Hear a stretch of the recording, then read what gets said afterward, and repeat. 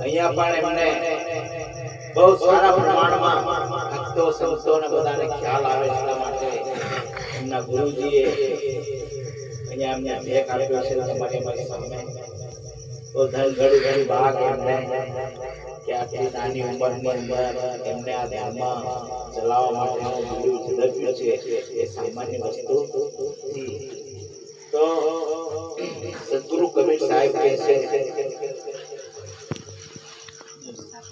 કે હું જ્યારે જ્યારે આ જીવ દુખી છે, દુખી જોયો ત્યારે મારે આવવાનું થાય છે. તો સદગુરુ કબીર સાહેબ ચારે યુગમાં સતયુગમાં